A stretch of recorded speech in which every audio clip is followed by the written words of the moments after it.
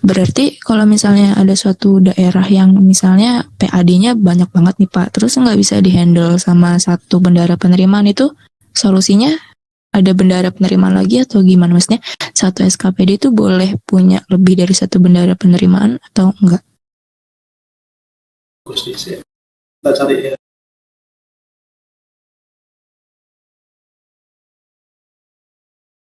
Nih, biasanya ada di ini nih, jadi apa namanya, di ketentuan umum nih ya, di ketentuan umum.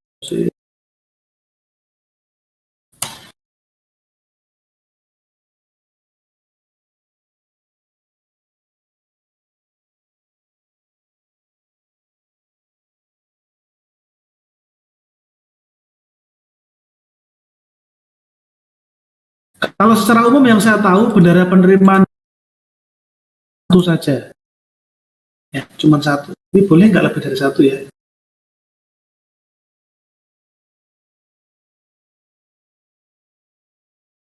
Oke, saya belum menemukan nih ya, nanti tak simpen ya. Iya Pak. Kalau dari sisi frekuensi serta ya mungkin ya kalau melihat dari Permendagri 55 ini tidak ada ya. Kalau frekuensinya banyak banget ya dikerjain aja gitu kan. Iya Pak. Karena satu-satunya di sini kan geografis. Geografis itu ya bayangan saya apa namanya ada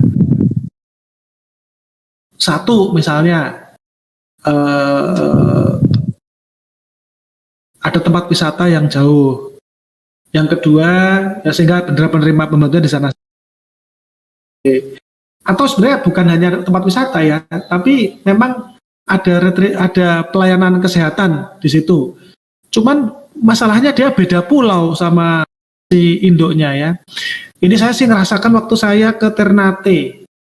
Ya, waktu saya ke Ternate. Sorry, ke Tidore. Saya ke Tidore ya. Ya samalah, Ternate Tidore samalah ya.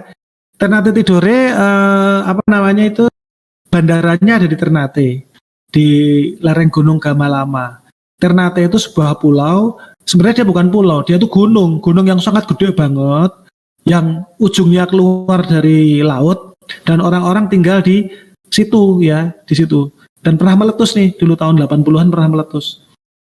Orang-orang tinggal di situ, dan bener-bener gitu, karena pulaunya tuh bulat loh. Kan tahu ya, gunung itu kan seperti itu, bulat gitu kan. Terus ada air gitu ya misalnya ya memang seperti itu, memang pulaunya seperti itu. Jadi bukan kayak Jawa yang datar tiba-tiba ada gunung, dua gunung gitu, enggak, dia memang gunung itulah pulaunya itu. Dan dia beberapa kecamatannya di luar pulau gitu ya, dan Ternate itu luar biasa. Saya bisa melihat dasar lautnya dari atas permukaan laut itu bisa kelihatan dasar lautnya, saking jernih. Nah, itu memang kecamatannya di pulau-pulau itu. Kemudian saya ke Tidore, saya mendarat di Ternate, tapi dapat tugas ke Tidore. Ya, Tidore sama juga, Tidore, kemudian Halmahera Utara, Halmahera Barat, itu kondisinya seperti itu. Ya tadi ya, jadi tidak hanya Papua yang bentuknya gunung-gunung, yang kepulauan ini juga repot ini ya. Bahkan di Jakarta bisa saja ada bendahara penerimaan pembantu yang karena alasan geografis, di mana? Di Kepulauan Seribu. Ya, maksud tiap hari mau ke Jakarta nyetor gitu ya, atau kalau sekarang sih nyetor bisa lah pakai, ya kalau Jakarta mungkin masih bisa pakai apa namanya setoran bank gitu ya, apa namanya transfer gitu ya. Ya tapi kalau satelitnya mati, uplinknya mati gimana? Oke ya, nanti kita cari tahu nih. Apakah ada syarat lain atau kemungkinan lain membuka pembantu selain masalah geografi? Ya. Iya, terima kasih ya Pak. Soalnya melihat Permendagrinya nih, Permendagri tua nih tahun 2008. Biasanya ada poin-poin lain yang diatur di Permendagri yang terkemudian. Selanjutnya, penatausahaan bendara penerimaan SKPD, slide selanjutnya. Bendara penerimaan SKPD menerima pembayaran yang tertera dalam SKP atau SKR dan dokumen lain yang dipersamakan dengan SKP atau SKR. Bendara penerimaan SKPD membuat surat tanda bukti pembayaran atau bukti lain yang sah. Bendara penerimaan SKPD menyetorkan seluruh penerimaan ke Kasda paling lambat 1 hari berikutnya dengan menggunakan STS.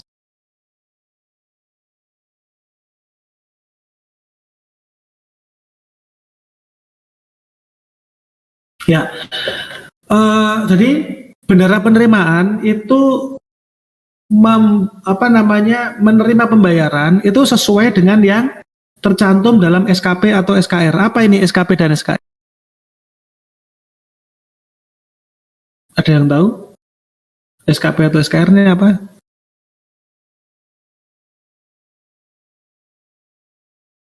SKP, SKR, SKRP. Nggak ada SKRP ya. Nggak saya nggak ya. SKP, SKR, SKRP aja Pak. SKRP. Surat ketetapan pajak atau surat ketetapan retribusi bukan Pak? Betul ya, intinya bendahara penerimaan itu menerima uang sebesar tagihannya. Ya. Jangan kurang, jangan lebih. Kalau kurang dia nombokin, kalau lebih dibawa pulang. Ya. Kalau lebih ya, ini bagus juga nih. Nah, di pemerintahan tuh ada kan nggak sih?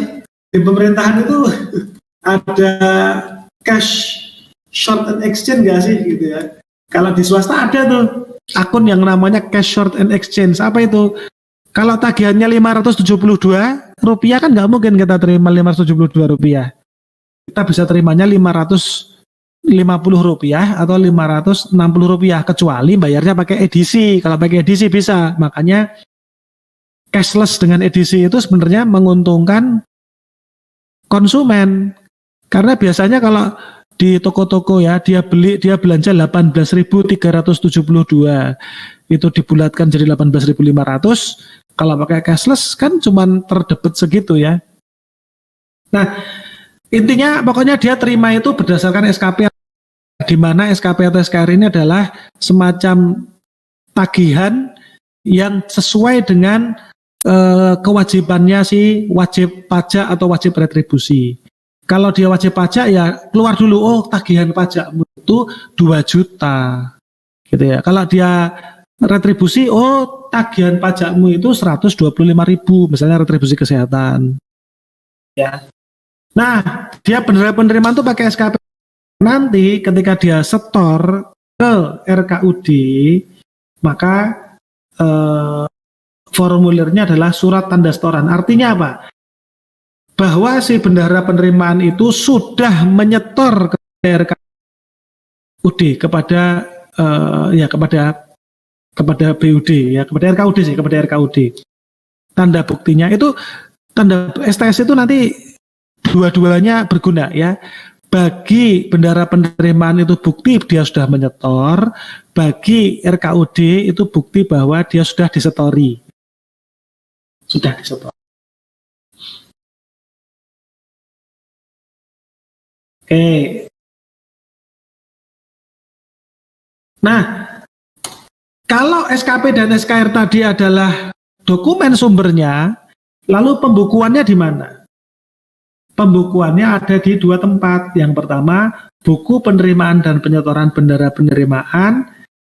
Yang kedua adalah register STS. Register STS itu maksudnya rekap STS. Register STS ini hanya menunjukkan apa? Setorannya kepada RKUD. Dokumen yang dijadikan dasar pembukuan adalah nota kredit penerimaan yang sah atau STS tadi ya.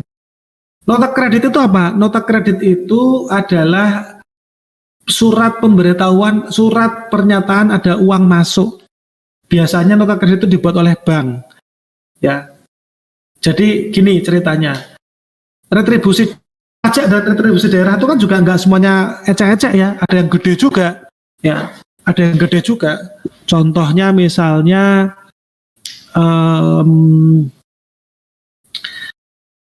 pajak galian C, retribusi pajak galian, atau IMB lah, IMB, retribusi B, izin mendirikan bangunan. Izin mendirikan bangunan itu kan tarif yang benar kan sekian persen dari harga rumahnya. Bayangin aja, kalau bikin rumah 1M, 1%-nya berapa? 10 juta, gede gitu ya. Atau yang gede lagi apa ya? Nah, pokoknya ada yang gede-gede lah. Pokoknya retribusi itu ada yang gede. Kalau retribusinya gede, mungkin nggak orang itu, atau gini, kalau retribusinya gede, maka orang akan cenderung membayarnya melalui transfer daripada dia bawa cash, kan berbahaya buat dirinya. Ya, kalau dirampok orang gimana? Malah biasanya retribusi yang gede-gede itu justru ada di daerah-daerah terpencil. Kenapa? Karena di daerah terpencil itu sumber daya alamnya gila, bagus ya. Maka malah bahaya buat teman-teman, bagi teman-teman wajib pajaknya, wajib bayarnya, maupun bagi si bendahara penerimaannya. Maka boleh ditransfer. Nah, gimana kita bisa, apa sih dokumen yang bisa dijadikan dasar bahwa kita sudah menerima transferan masuk? Itu namanya adalah nota kredit. Nota debit ada nggak? Ada. Nanti kita pelajarin di bendahara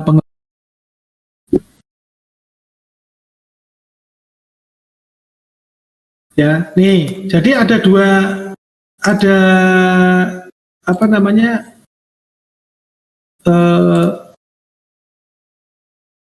ada beberapa kegiatan ya. Ada beberapa variasi kegiatan di bendahara penerimaan. Variasi 1. Bagaimana kalau dia itu menerima secara tunai? Ya, pertama diterima duitnya dulu, jangan sampai terima dokumennya duitnya nggak terima loh ya. Jangan sampai dokumennya diterima, duitnya lupa diterima, itu tejo banget itu ya. Salah, jangan kita sampaikan nama orang. Itu nggak solutif banget itu tidak solutif gitu ya. Jadi uangnya diterima secara tunai, bukti penerimaannya yang sah kita terima, maka setelah terima yang dilakukan adalah dicatat pada buku penerimaan dan penyetoran. Ya, dicatat. Lalu dari uang yang masuk tadi ada proses selanjutnya yaitu penyetoran. Ini sama ya, ini variasi kegiatan yang kedua adalah penyetoran secara tunai. Maka si bendahara penerimaan melakukan proses penyetoran tunai. Dia bawa duitnya itu ke BPKAD. Ya, dia temui RKUD-nya, dia bilang, ini saya serahkan, saya terima nikah dan kawinnya. Salah. Saya serahkan penyetoran tunai ini kepada RKUD, lalu RKUD ya kuasa BUD akan mengeluarkan STS, surat tanda setoran. Surat tanda setoran ini akan dicatat pada 2 buku yang berbeda di bendahara penerimaan, yaitu pencatatan pada buku penerimaan dan penyetoran serta register STS. Apa sih bedanya buku penerimaan dan penyetoran dan STS? Kalau register STS isinya STS semua. Sehingga kalau kita nyari STS lebih mudah nyari di register STS dulu. Baru nanti ke buku penerimaan dan penyetoran. Buku penerimaan dan penyetoran itu formatnya atau fungsinya mirip seperti buku kas umum. Seperti general ledger. Apa itu? Dia mencatat seluruh transaksi yang ada di bendahara penerimaan. Dia catat semuanya. Karena kewenangannya si bendahara penerimaan itu cuma 2, ya, dia tidak berhak untuk mengeluarkan kan, membelanjakan. Maka ya isinya cuma 2. Penerimaan dan penyetoran. Ya, jadi kurang lebih buku penerimaan dan penyetoran itu gini nih. Tanggal 1 terima 15 juta. Tanggal 2 setor 15 juta, saldo 0. Tanggal 2 terima 300 juta. Tanggal 3 setor 300 juta. Karena kan setor kan ya. Setor, jadi tiap hari saldonya selalu 0 tuh, buku penerimaan dan penyetoran. Kalau register STS enggak, dia ditumpuk terus, diakumulatif.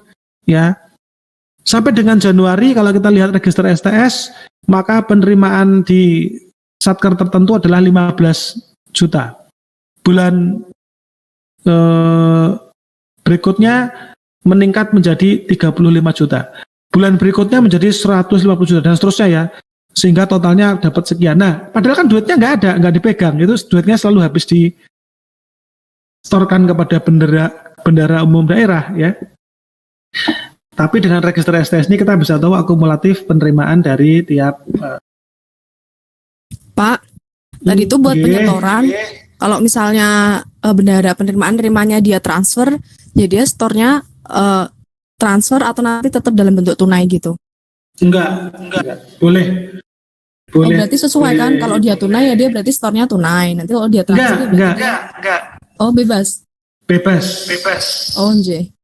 Ya, Makasih. jadi gini maksudnya penerimaan itu bisa dua. Bisa tunai, bisa melalui bank. Ini penerimaan ya. Nanti penyetoran juga bisa dua. Bisa ini, tapi tidak harus kalau tunai, kalau enggak ya. Ini cuma ada dua cara untuk menerima dan ada nyetor, gitu aja sih. Ya. Nih. Ya. Bedanya apa sih bedanya? Tuh lihat tuh ya. Bedanya kalau di bank ada nota itu. Kenapa? Karena kalau di penerimaan tunai kan kita menerima uangnya dulu, menerima bukti setornya. Ya, kalau di bank kita nggak tahu ada uang yang masuk gitu. Tiba-tiba udah masuk aja. Ya, kita tahunya tuh setelah ada nota kredit. Kenapa? Kalau ada uang masuk, kita nggak tahu ini uang terima untuk bayar apa gitu ya. Untuk bayar retribusi yang mana, dari siapa. Kalau itu nggak dicatat kan repot. Misalnya nih, Venda punya tagihan retribusi 15 juta. Dia setor ke bank 10 juta. Kalau nggak ada nota kredit yang menjelaskan ini dari ya, sehingga apa ini adalah dari pembayaran Venda 10 juta dari utang sebesar 15 juta. Maka si bendahara penerimaan nggak tahu saldo ya tagihannya itu untuk salah seorang wajib bayar itu sudah berkurang dari 15 juta menjadi 5 juta saja saldonya karena sudah bayar yang 10 juta. Itulah pentingnya nota kredit. Ya, kalau penyetoran kepada RKUD-nya ya bisa melalui penyetoran bank bisa. Nanti kita mengurus belakangan STS-nya dengan membawa nota kredit dari si bank. Oke. Jadi nggak harus nggak harus begitu. Pak, izin bertanya. Boleh.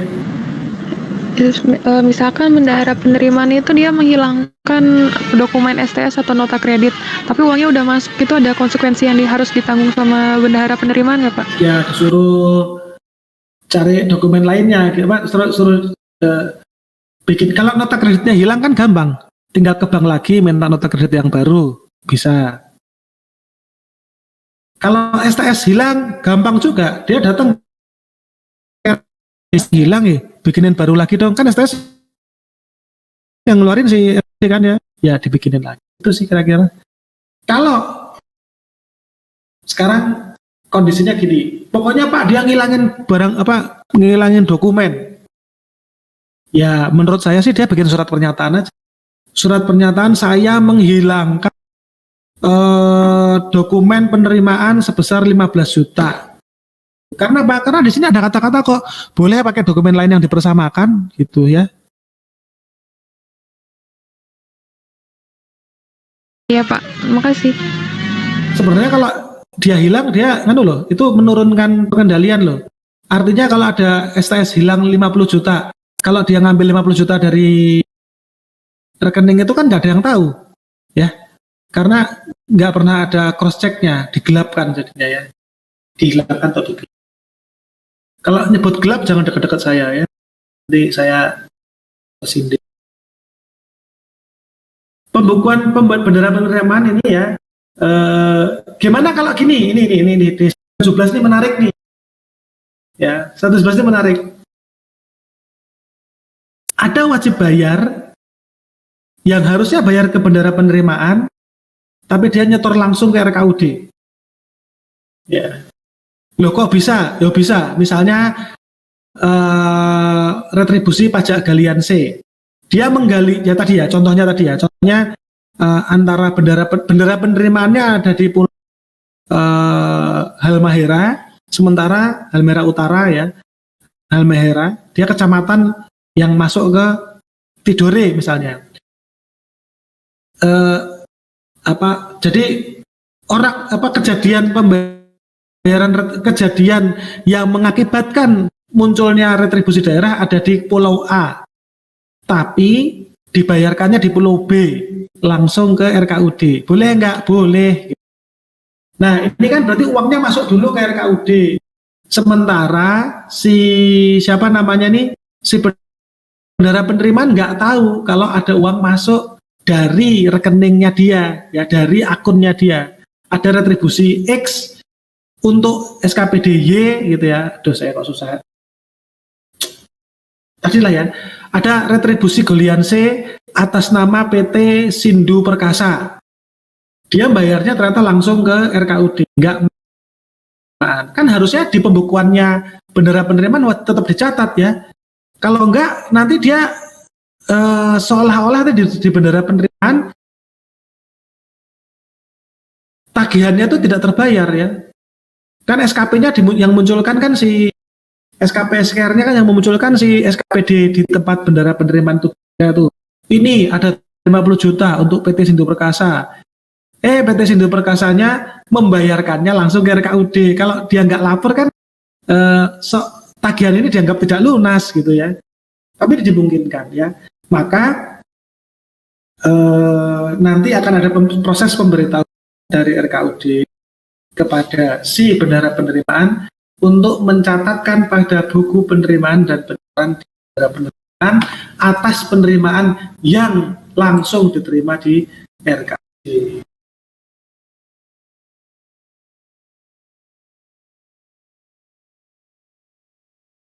Apa tanggung jawab bendahara penerimaan? Ada dua, ya, pertanggungjawaban administratif dan pertanggungjawaban fungsional. Ini yang saya bilang tadi, ini yang kita sempat sampaikan tadi bahwa si bendahara penerimaan itu akan rekap seluruh penerimaannya kepada dua orang. Kepada pengguna anggarannya itu dalam rangka pertanggungjawaban administratif. Dia bilang sama bosnya, bos, bulan lalu kita terima retribusi galian totalnya 130 juta. Maka si pengguna anggaran bilang, apa? Wah, bagus dong. Sebentar. Ada di kamar? Saya. Nah, jadi pengguna anggarannya tuh, ini pengguna anggarannya kan kita sudah melakukan penerimaan retribusi galian saya 135 juta. Ini di atas proyeksi kita gitu ya, atau ini di bawah proyeksi kita harusnya 300. Maka kita akan melakukan langkah-langkah ekstensifikasi dan intensifikasi ya. Arahnya ke sana ya. Pertanggungjawaban administratif ini arahnya untuk memberikan informasi kepada pengguna anggaran dalam rangka bagaimana supaya retribusinya itu sesuai dengan yang direncanakan. Sementara pertanggungjawaban fungsional ini harusnya fungsional itu ke pengguna anggaran, tapi ya kita ikutin yang dari situ ya, saya belum cek ke PPKD-nya. Pertanggungjawaban fungsional itu kepada PPKD, nggak ngurus 135 itu tinggi atau rendah gitu ya, dia ngurusnya apa? Pokoknya semua penerimaan di SKPD selama sampai ke RKUD, itu dia concernnya. Dia concernnya adalah mengamankan penerimaan.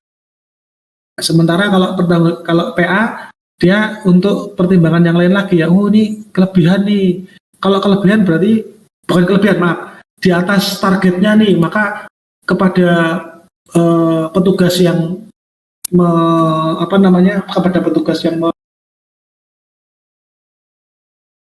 mengusahakan agar penerimaan ini bisa bertambah, kita berikan tunjangan. Oke. Nah, sementara untuk bendahara penerimaan jawaban fungsional yaitu kepada bosnya, kepada bendahara penerimaan. Dia tidak perlu melapor ke BPKD. Nanti setelah direkap di bendahara penerimaan baru itulah yang dilaporkan ke BPKD. Jadi nggak boleh lompat ya, nggak boleh lompat melapor ke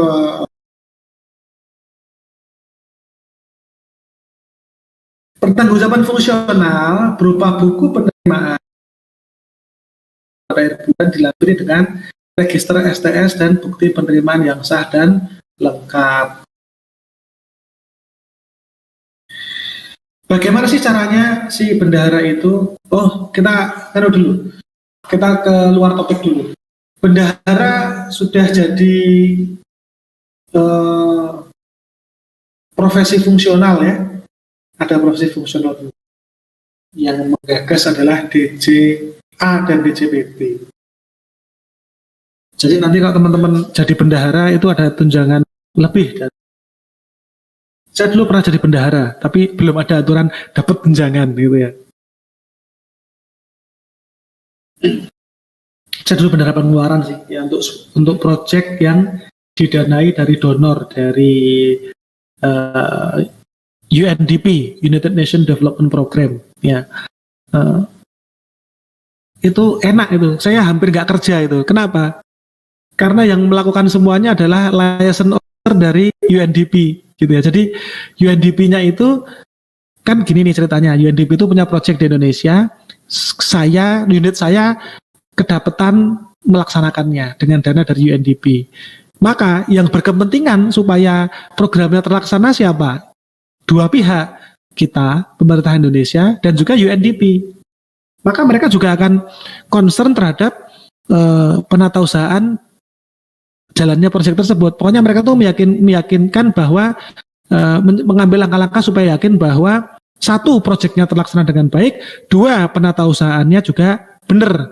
Akibatnya waktu itu saya sebagai saya dan pimpro saya PPK-nya maksudnya, dan saya sebagai bendahara itu ditempel oleh liaison officer dari UNDP ya. Ada dua tuh, ada satu bapak-bapak, satu ibu-ibu. Dan saya senang, kenapa? Saya kemana-mana sama si ibu ini ya. Ibunya orang Manado, mantan pramugari, suaminya seorang pilot ya. Dia panggilan terhadap Indonesianya sangat tinggi, ya, sangat tinggi. Yaitu dia tuh udah enak-enak ya, udah pensiun jadi pramugari, udah jadi istri pilot yang pendapatannya gede. Tapi dia ingin menggunakan kepandaiannya berbahasa Inggris, kepandaiannya dalam bidang humas, dalam bidang public relation untuk membantu Indonesia. Dia jadi dia bekerja di UNDP jadinya, dibayar pakai dolar. Nah, kemana-mana saya sama ibu itu, saya seneng ya. Yang pertama cantik orangnya kan gitu kan, mantan pramugari gitu. Tapi saya nggak ngapa-ngapain ya, saya jaga jarak loh ya. Saya tuh orangnya menghormati wanita gitu. Ya cuman seneng aja karena, dan dia senior saya gitu kan. Saya seneng karena diajak loh ya. Waktu itu sempat ada rekrutmen di UNDP ya, tapi saya tidak punya nyali untuk mengambilnya ya.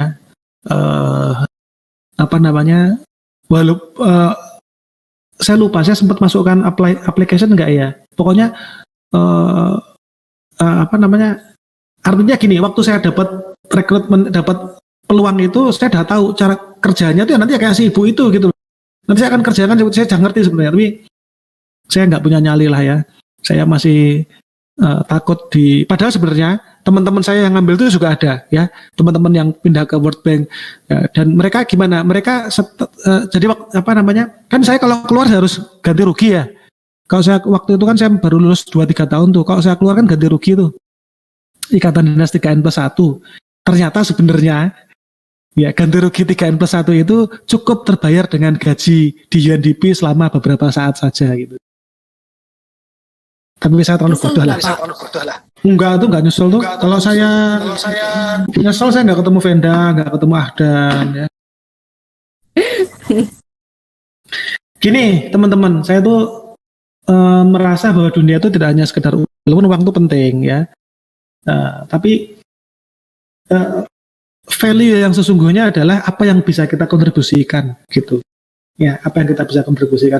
Enggak salah juga orang yang pindah keluar terus ya dia bisa dapat uang banyak, toh dia juga berkontribusi sama RI kok ya. UNDP itu kan kalau dia kerja di UNDP itu isinya apa sih? Ya menyelenggarakan program-program untuk Indonesia kan gitu. Ya cuman waktu itu pokoknya saya enggak aja gitu, enggak nyesel lah. Oke, kita kembali ke slide ya. Langkah-langkah penyusunan dan penyampaian. Dia tuh senjatanya tiga. Satu, buku penerimaan dan penyetoran. 2, register STS. 3, bukti-buktinya ya. Bukti-buktinya semua dilengkapi. Maka nanti di closing tuh bukunya. Setelah di closing tuh apa maksudnya? Dikasih garis, thread, dijumlah dari atas ke bawah, serot. Nah, udah selesai. Disitulah titik terakhir dari buku penerimaan dan penyetoran ya. Lalu dari situ ada proses pertanggungjawaban bendahara penerima membantu ya. Digabunglah dari buku-buku penerimaan dan penyetoran tadi dengan pertanggungjawaban dari anak buahnya yaitu pembantu, kemudian diverifikasi oleh bendahara penerimaan. Ya, dicek dulu maksudnya. Ya, ini kerjaannya bendahara penerima membantu bener enggak? Kerjaannya dia sendiri pun ya setelah closing itu bener enggak? Diverifikasi semua dulu, maka itu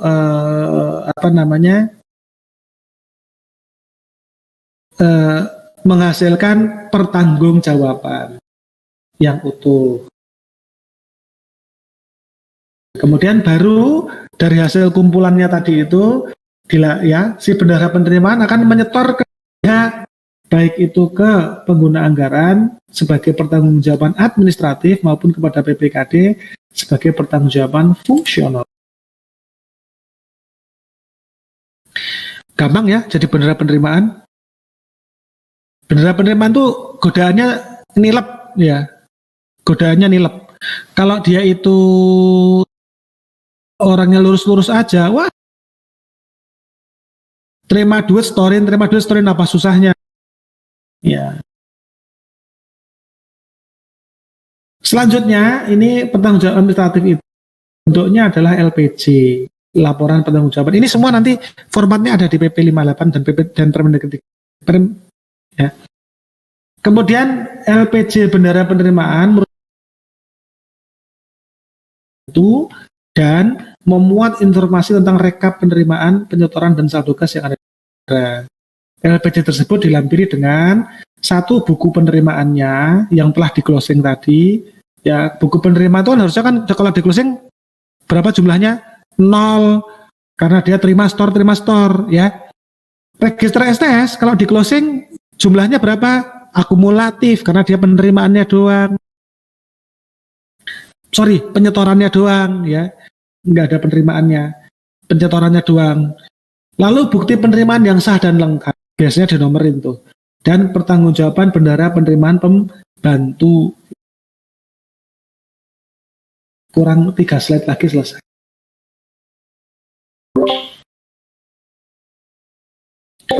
Nggak boleh? Oh ya boleh silakan.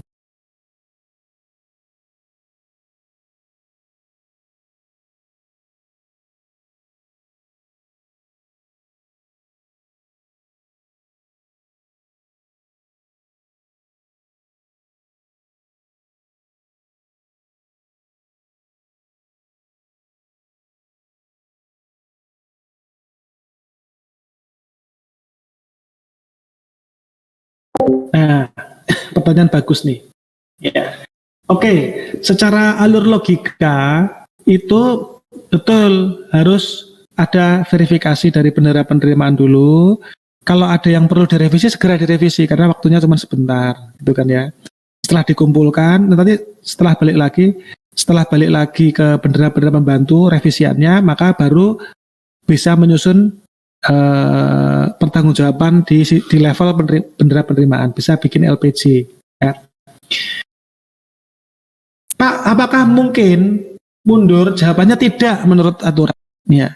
Dan di kenyataan di lapangan teman-teman, verifikasi ini bukan hal yang numpuk di belakang, bukan ya. Verifikasi ini dicicil tiap bulan gitu. Jadi bukan terus di akhir tahun dia memverifikasi 12 bulan, ya akeh banget gitu ya. Tapi dalam per bulannya pun dia sudah mencicil verifikasi. Kemudian di bulan Desember pun ya kalau bendahara penerimanya pinter ya dia di tengah bulan verifikasi yang udah masuk dulu aja gitu ya. Atau verifikasi dia bisa mintakan kepada pembantunya, kamu tak verifikasi dulu deh sampai tanggal sekian gitu kan. Dalam rangka menyicil pekerjaan itu.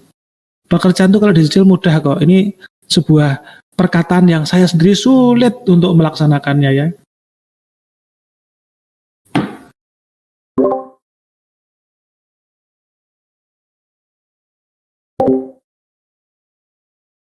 Oke. Pertanggungjawaban fungsional menggunakan format LPG yang sama. LPG fungsional dilampiri dengan 3 saja, ya. Jadi apa bedanya? LPG fungsional dan LPG administratif. LPG fungsional nggak perlu bukti, ya. Dia cuman rekapnya aja. Ya, kenapa? Iya, karena PPKD kan fungsional kan ke PPKD. Dia tuh nggak terlalu mikirin bahwa itu sudah sesuai potensi atau belum. Enggak, dia apa namanya, walaupun itu dipikirkan juga sebenarnya sih ya. Memahaminya itu gini ya. Apa namanya, kepentingan utamanya si PPKD terhadap LPG ini adalah untuk meyakinkan bahwa semua penerimaan di bendara sudah disetorkan, sudah diterima oleh si RKUD-nya. Maka dia nggak perlu yang kecil-kecil itu, dia rekap-rekapnya aja. Ya. Sementara pertanggungjawaban administratif tadi itu penting memperlihatkan buktinya. Kenapa? Karena kan yang tahu tagihannya dia, jadi wajib bayar kabupaten itu kan banyak, ya. Nah, dengan adanya bukti-bukti tadi kita bisa tahu, oh si Fulan menunggak, si Gulan sudah lunas, si A, si B, si C sudah lunas dan seterusnya gitu ya. Si D, si E, si F masih punya tunggakan 5 tahun loh ya, jangankan setahun ya, 5 tahun. Sehingga nanti kalau dari sisi ini maka nanti yang berhak untuk menerbitkan kebijakan pemutihan itu adalah yang administratifnya. Pernah kan ya pemutihan STNK, pemutihan apa namanya BPKB ya, yang belum pemutihan kulit aja. Jadi bedanya itu kalau tanya mesti ngerti itu. Bedanya apa? Nggak ada bukti ininya, nggak ada bukti individualnya. Ya, bukti yang per transaksinya itu loh ya. Oke, slide terakhir, pertanggungjawaban beneran penerima. Ya, dia akan menyampaikan LPG dan lampiran. Ya, ini kita ngomongin pertanggungjawaban administratif. Dia akan menyampaikan LPG dan lampiran kepada pengguna anggaran. Pengguna anggaran itu nggak semata-mata terima, tapi dia akan melakukan verifikasi, ya, dan persetujuan. Ya, duit masuk kok disetujuin ya.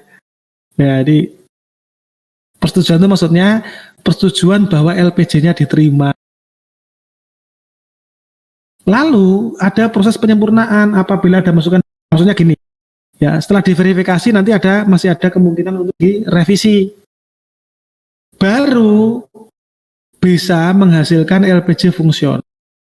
Ya. Lalu LPG fungsional ini yang disampaikan kepada BUD dan diproses lagi, lalu ada juga nanti kalau memang ada penyempurnaan yang dimintakan adanya penyempurnaan dari BUD kepada SKPD. Sampai di sini selesai, terima kasih. Ada pertanyaan?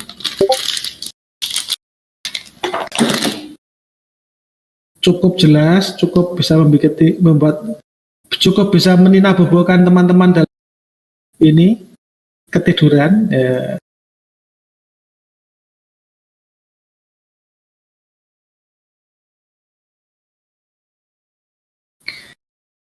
Oke.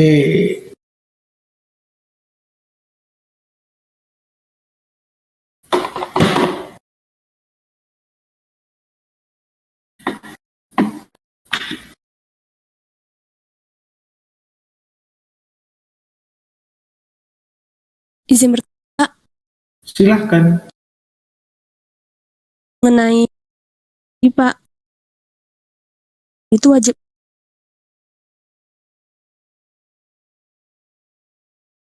Ya, apa yang ditanyakan ya? Saya tidak bisa mendengar. Sorry, putus-putus suaramu. tes. Nggih. Jadi bendara wajib harus seluruh itu paling lambat dalam waktu 1 terdengar jelas nggak? Enggak ya, putus-putus nih.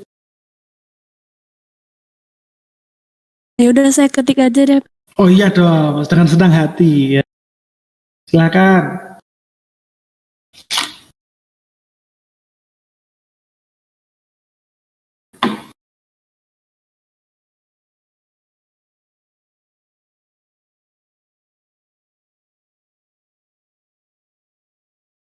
Teman yang lain kalau ada yang mau turut menjawab, kami persilahkan. Aduh maaf.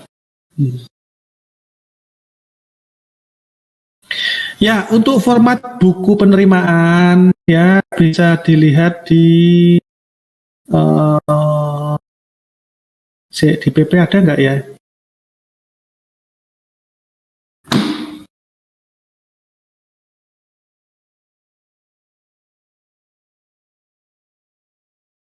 Iya, ada di ini. Ada di Permendagri 55 2008 ya. Sorry kok saya sebutnya PP terus ya. Ya, itu ada format-formatnya ya. Jadi format buku penerimaan dan penyetoran, lalu register STS, termasuk juga form STS-nya, form RKP-nya kayaknya nggak ada.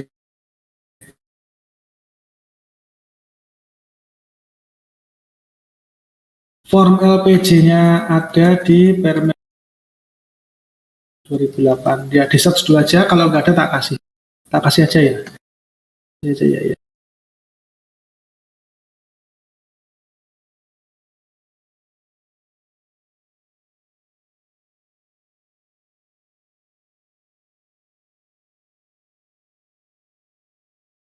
Afifah, saya menanti loh ya. Jangan kau gantung ya.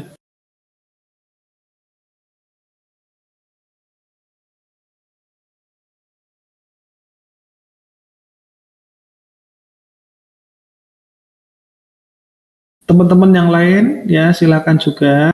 Saya sambil menanti, saya dulu. Saya screenshot dulu ya. Screenshot dulu. Aduh lupa rek, nggak tak rekam ini.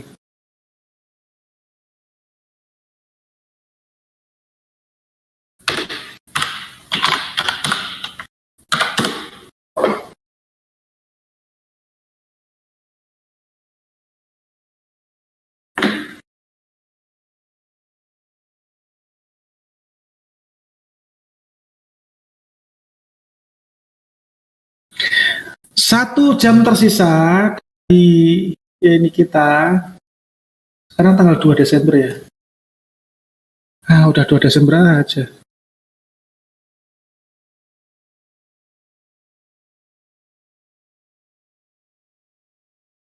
Oke, ini ada pertanyaan nih yang Bapak. Loh, tadi apa itu Febriani apa? Apa sih? Bila wajib pajak setor langsung ke RKUD, apakah nanti bendara mencatat di register STS juga apa enggak ya? Setahu saya enggak ya.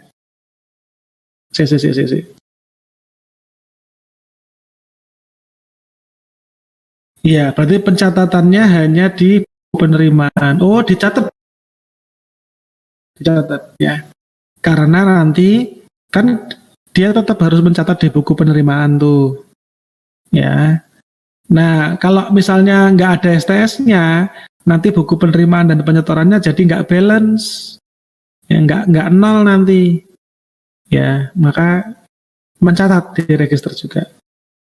Ya. Ingat, bisa jadi bentuknya bukan STS.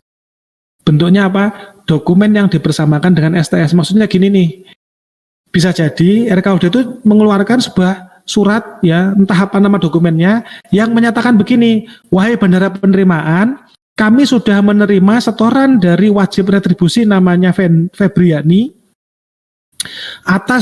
katanya dia atas tagihan retribusi sebesar sekian.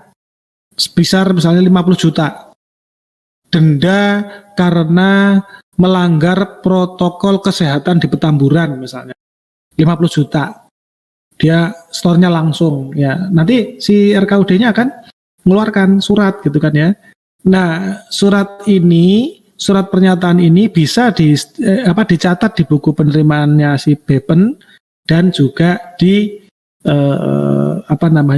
register STS-nya, walaupun dia tidak berupa STS. Tapi kan itu sudah menunjukkan bahwa sudah tersetor gitu ya. Artinya apa? Saya sudah nggak punya kewajiban lagi nyetorin lagi, wong kamu yang terima duitnya gitu. Pak, penyetoran RKUD kan paling lama 1 hari. Misalnya besok itu libur, iya betul 1 hari itu 1 hari aja. Jadi gini malah teman-teman. Kalau di beberapa daerah justru kalau besoknya hari kerja, maka dia nggak pakai maksimal.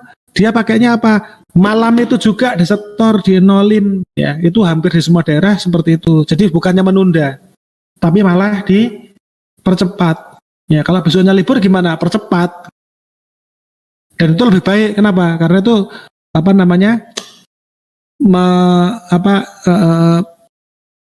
menunjukkan pengendalian yang bagus, menunjukkan internal control yang bagus. Gitu ya Afifah ya. Ya. Yang penting kan duitnya disetor. Kalau dokumennya nyusul kan bisa gitu. Yang pentingnya kan setornya dulu gitu. Dinolkannya dulu. Jadi terjawab dengan inimu yang kedua ya, kalimatmu yang kedua. Oke. Ya, mudah-mudahan bisa diterima dan suara saya nggak terus, jadi bisa dipahami ya ininya jawabannya. Ya.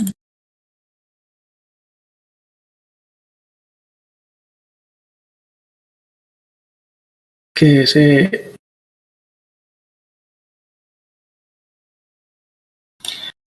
saya upload ini dulu ya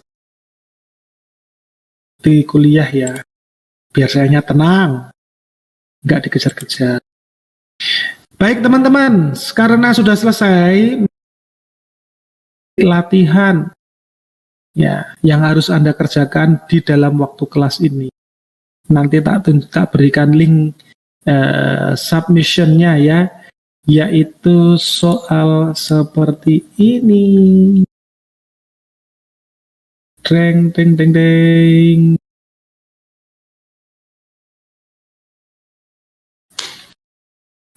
Soal simulasi penerimaan Dinas Perdagangan. Dinas Perdagangan Pemda Madani tahun 2018 oke, berikut bla bla bla ya. TBP itu apa? TBP itu apa?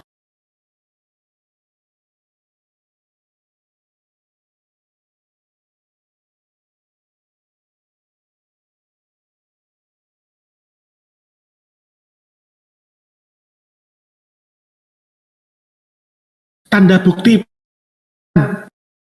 ya, tanda bukti penerimaan. Waduh, sebentar ada yang telepon. Kan dikerjakan?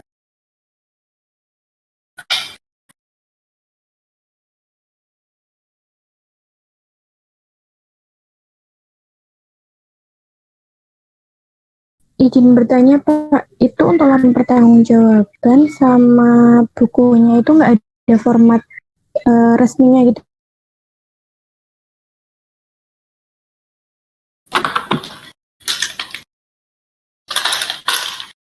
Kaget saya ditelepon dari kontak center Telkomsel. Ternyata Anda mendapatkan paket 17 GB dengan harga 75.000.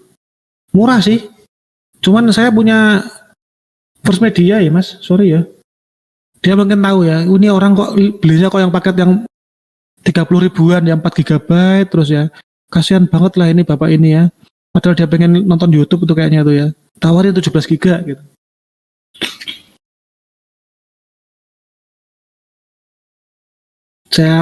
Saya pernah tuh waktu umroh gitu ya.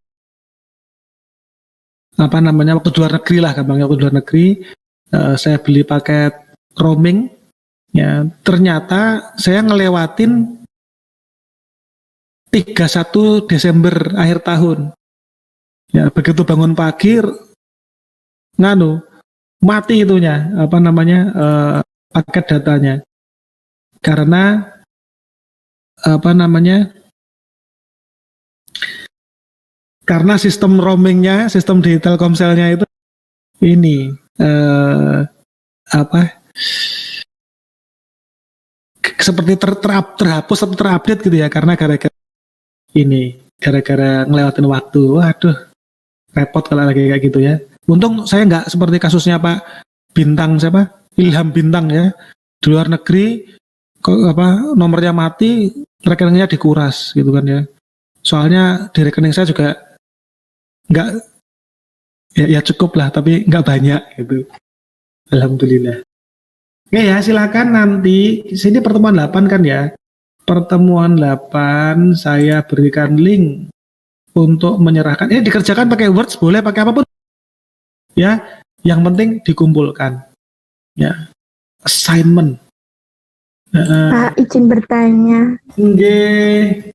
Untuk pencatatan sama laporan pertanggungjawaban itu nggak ada format resminya ya, Pak? Ada. Saya ya, besar ya. Saya bikin link dulu nih ya. Tak jelasin.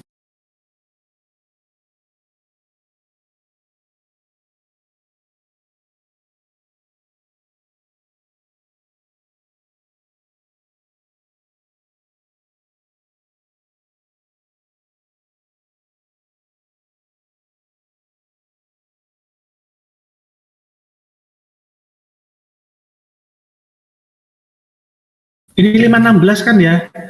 Ini link pengumpulannya ya.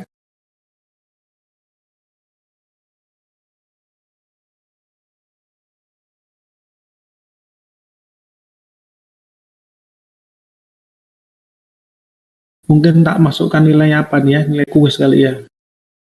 Tadi yang ditanyakan apa tadi? Format apa? Format resmi untuk pencatatan sama LPJ-nya, Pak. Oh ya, ada. Ada, yuk kita lihat ya. Nih, sebentar. Kalau format registernya sudah tahu ya. Ya, kita bahas semua aja nih, kita bahas semua.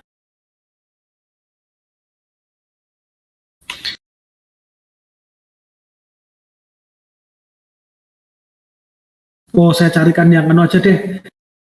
PDF dulu ya. 55 2000. Yang punya saya kan Word tuh. Kalau yang